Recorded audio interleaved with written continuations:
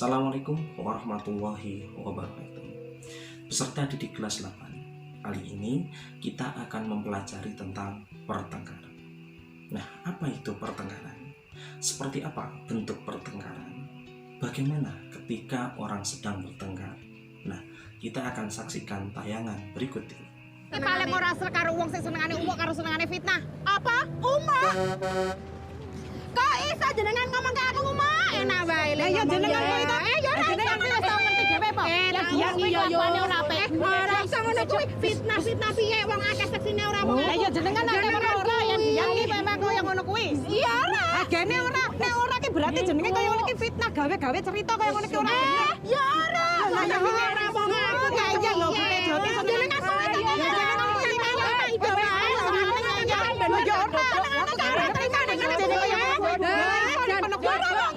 iki ki ngapa nek gotrek iki dadak mandek meneh? Jen, apa to, Trek? Gotrek. Dari tayangan tadi dapat disimpulkan bahwa pertengkaran adalah suatu sikap ingin menang dalam berbicara ataupun hal-hal lain dengan tujuan ingin memperoleh hak, walaupun hak itu bukan hak dirinya sendiri. Nah, hak itu bisa berarti materi ataupun bisa berarti non materi. Itulah pertengkaran.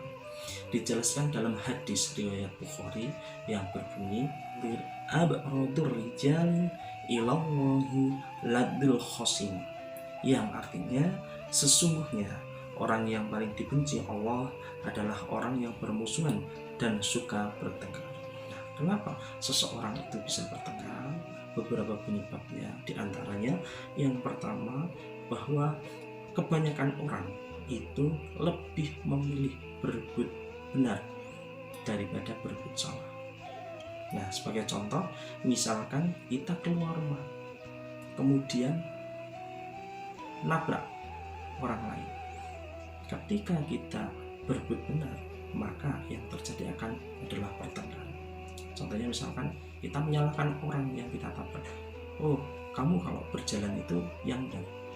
Otomatis orang yang kita tabrak juga akan menyalahkan kita, akan mengeluarkan kata-kata yang sama. Kamu juga kalau misalkan berjalan harus pakai mata dan lain sebagainya. Coba sekarang kita balik, kita berbuat salah. Ketika kita tabrakan dengan orang lain, ya kita dulu yang mengucapkan salah. Oh, mohon maaf, tadi saya yang salah, seperti itu. Otomatis orang yang kita tabrak pun akan bersikap demikian. Oh ya, enggak apa-apa, tadi juga saya yang salah. Nah, ketika sudah demikian, maka pertengkaran tidak akan terjadi. Jadi intinya adalah berebut salah, bukan berebut benar. Kemudian yang kedua, penyebabnya adalah mengeluarkan kata-kata yang bisa menyinggung perasaan orang lain. Nah, kata-kata itu memang sepele. Banyak orang-orang yang menyepelekan apa yang dia katakan tanpa menyadari bahwa sebenarnya perkataan itu bisa menyinggung siapapun yang mendengarnya. Nah, maka dari itu, karena kata-kata bisa menyebabkan orang itu tersinggung, yang mana akibatnya nanti bisa terjadi pertengkaran, maka hati-hati.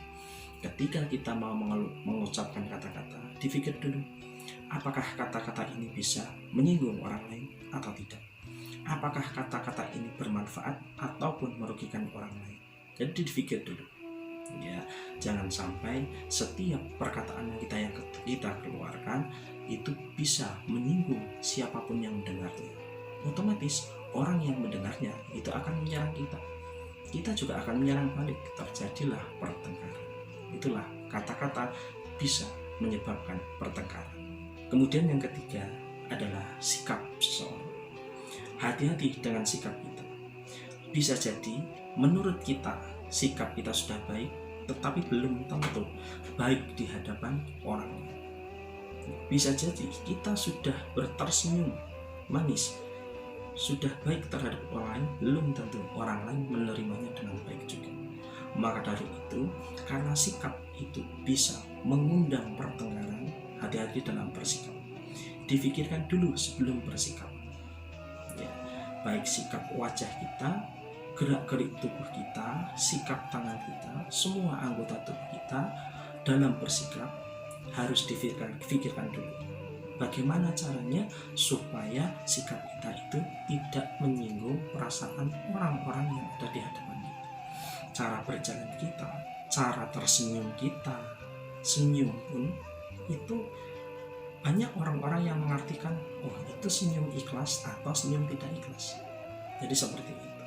Kemudian cara gerak-gerik kita semuanya setiap harinya silahkan kita koreksi. Jangan sampai menyinggung perasaan orang yang ada di sekitar kita yang menyebabkan pertengkaran. Kemudian yang keempat, karena adanya perasaan iri ataupun dengki. Iri ataupun dengki itu bisa muncul karena seseorang itu melihat sesuatu yang dia tidak punya tetapi dia menginginkan. Nah itu bisa timbul iri. Akhirnya karena dia itu kepingin memilikinya dan tidak mampu memilikinya, akhirnya menyebarkan berita-berita yang tidak baik. Seperti barang yang dia beli itu mencuri, atau barang yang dia punya itu karena hasil korupsi dan lain sebagainya. Nah, maka dari itu siapapun ya, baik kita ataupun orang lain tidak diperbolehkan memancing-mancing orang lain untuk memiliki sikap dengki. Ya, contohnya dengan sengaja mengumbar kekayaan kita, dengan sengaja mengumbar kecerdasan ataupun kepandaian kita, dengan sengaja memamerkan barang-barang apa yang kita miliki. Nah, itu bisa menyebabkan iri dan dengki.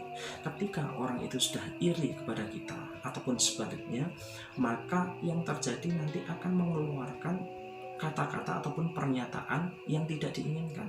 Akhirnya bisa terjadi pertengkaran antara kita dengan orang-orang di sekitar kita. Maka dari itu, hindari sikap iri ataupun dengki dan jangan memancing-mancing orang lain untuk mempunyai sifat iri ataupun dengki. Ya, ketika kita punya kemampuan, ketika punya kekayaan, biar Allah saja yang tahu. Jangan biarkan orang lain menyaksikan kekayaan ataupun kepandaian kita. Nah, itulah beberapa hal yang bisa menyebabkan orang bisa bertengkar. Nah, kenapa kok bertengkar itu dilarang? Karena banyak sekali dampak negatifnya.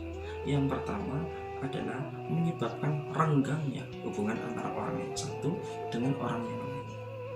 Nah, ketika hubungan seseorang itu sudah renggang, maka untuk melakukan apapun itu kan susah. Karena susah diajak kerjasama, karena hubungannya sudah renggang.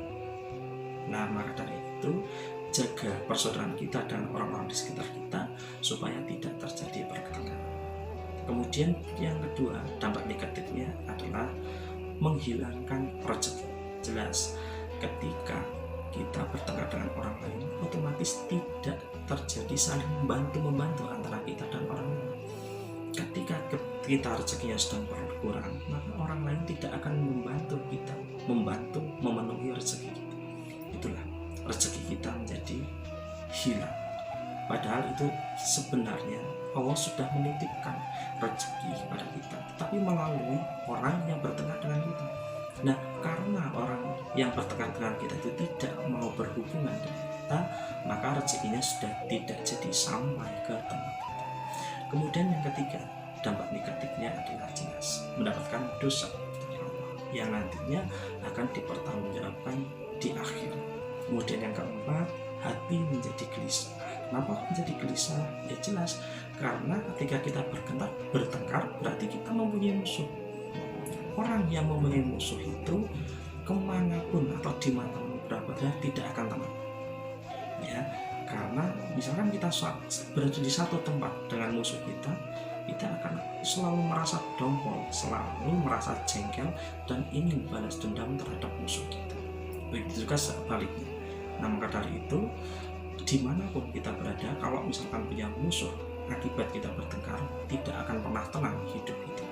Seperti yang dijelaskan di dalam hadis riwayat Muslim yang berbunyi, la yahillu lil muslimin ayyahjura akhahu fawqa salasi layaliyal taqiyan fayuridu hadha wa khuruhum alladhi yabda'u bisalam, yang artinya seseorang muslim tidak diperbolehkan saling bermusuhan dengan saudaranya sesama muslim lebih dari 3 malam. Apabila keduanya bertemu, maka yang satu berpaling ke sana dan yang lain berpaling ke sini. Tetapi yang paling baik dari keduanya adalah yang dahulu mengucapkan salam. Nah, bagaimana sikap kita ketika melihat ataupun menyaksikan orang-orang di sekitar kita sedang bertengkar? Maka tugas kita adalah mendamaikan atau yang disebut dengan islah. Apa itu islah? Islah itu adalah mendamaikan dua orang ataupun dua pihak yang saling bermusuhan untuk dicarikan titik temunya, ya, dan untuk diselesaikan permasalahannya sehingga menjadi damai. Itulah islah. Itu merupakan tugas kita ketika kita melihat pertengkaran pada orang-orang di sekitar kita. Nah, demikian pembelajaran kita kali ini. Semoga bermanfaat. Mohon maaf apabila ada kesalahan dari saya. Billahi taufiq wal hidayah. Wassalamualaikum warahmatullahi wabarakatuh.